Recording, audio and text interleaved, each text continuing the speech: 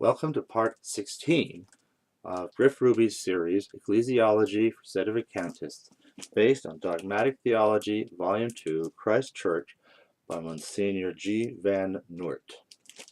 Continuing right where we left off, we were just talking about how the College of Bishops is collectively the succession of the College of Apostles. Proof. The question which men received their pastoral office and powers from the apostles can be answered in two ways. One, by tracing back and discovering in the light of ancient historical records who ruled the church after the apostles had died, and two, by gathering together the formal testimony of the ancients concerning the successors of the apostles. 1. The earliest historical records make it clear that soon after the deaths of the apostles there were bishops in charge of each of the churches. In fact, these records even furnish direct proof, in the case of several episcopal sees, that these latter go back to the apostles themselves. The letters of St. Ignatius Martyr show beyond cable that at the beginning of the 2nd century in each of the churches of Asia Minor, there was, besides the subordinate ministers, priests and deacons, one bishop who functioned as teacher, priest, and ruler. St. Ignatius's manner of expression gives sufficient indication that this episcopate was not a novel institution.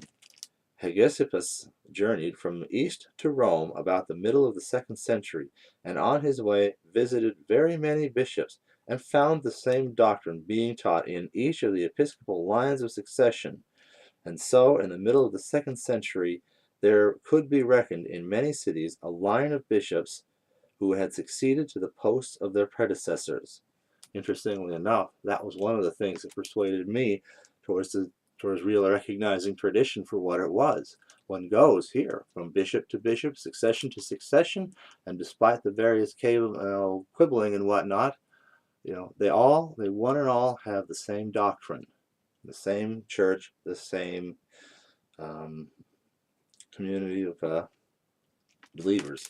About 180 AD, St. Irenaeus, since it would be very tedious to list the lines of succession of all the churches, drew up the list of the Church of Rome alone, tracing it from Saints Peter and Paul to Eleutherius, who now holds the episcopate in the 12th place from the apostles. The same Irenaeus tells us that the holy apostles handed on this Roman episcopate to Linus, and that St. Polycarp had been appointed bishop of Smyrna by the apostles. That is by St. John, see Tertullian. Tertullian writes that in the churches instituted by St. John, the line of bishops, when traced to its origin, stops with St. John who began it. Clement of Alexandria relates how St. John, after his return from Patmos to Ephesus, sometimes traveled to neighboring provinces to appoint bishops, cited by Eusebius. So, Origen testifies that St. Ignatius Martyr was second after St. Peter to be Bishop of Antioch. Finally, Eusebius gives us, besides the list of Roman pontiffs, that of the bishops of Antioch as far back as St. Peter, of Alexandria as far back as St. Mark, of Jerusalem back to St. James, the brother of the Lord.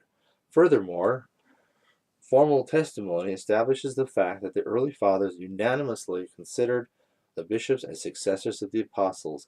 St. Irenaeus says that if we want to discover the true tradition of the apostles, we can enumerate those who were appointed as bishops in the churches by the apostles and their successors to our own day, who never knew and never taught anything resembling that is the Gnostics' foolish doctrine.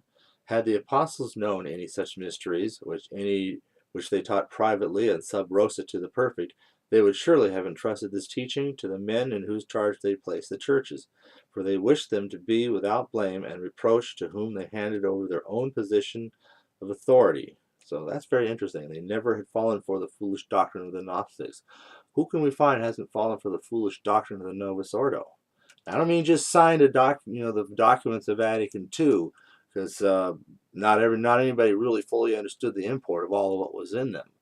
I think there were some who, faithful bishops who signed this thing thinking, well, everyone's okay with it, and the Pope, so-called, is with it. It must be okay, though. That doesn't seem to make any sense to me. Maybe I'll figure it out later, so I'll just go along and sign. So later on, they discover, no, those documents have a lot of stuff in there. Kind of like that kind of like the Nancy Pelosi statement on the Obama. Well, we have to pass this law to find out what's in it. We had to sign all these V2 documents to find out what's in it, kind of thing. So they did, and I don't think, therefore, the bear having signed all those things, and bear in mind, many did vote against them, including Lefebvre and de Castro Mayer, and I believe they probably voted against a lot of them as well, and probably Segaud and many others voted against them too, but they still signed at the end because everybody was signing. So you can't say, oh, they all defected. Obviously, that's patently impossible, doctrinally speaking, anyway. So that was not a defection. The defection was on the part of those who, having done so, accepted the new Gnostic, if you will, direction of the Novus Ordo heresy. So that's a very important point here. Elsewhere, he mentions episcopal lines of succession through which they, the apostles, have handed down that church which exists everywhere. Again, he says of the heretics, all these heretics are of a much later date than the bishops to whom the apostles entrusted the churches. Tertullian hurls this taunt at the heretics. Let them make public the origins of their churches. Let them unroll the scrolls containing their bishops' names, tracing the lines of succession back to the beginning in such a manner that their first bishop may be seen to have as his consecrator and predecessor some one of the apostles or someone from apostolic days, but one who has preserved in loyalty to the apostles. For this is the way apostolic churches hand on their records. So obviously the heretics can't do that. That does bring in one other point, though, is that obviously every schismatic progression would similarly be able to lay that claim by pointing out at whatever point the schism took place. The Roman schism that created what we have today took place in 1964. So perhaps that might be a good thing to get into a little bit of discussion here before we continue any further on this. How did the V2 heretics stop being the church? And more importantly, who therefore continued to be the church from then until now? I think I'll be continuing that in the next part. Thank you.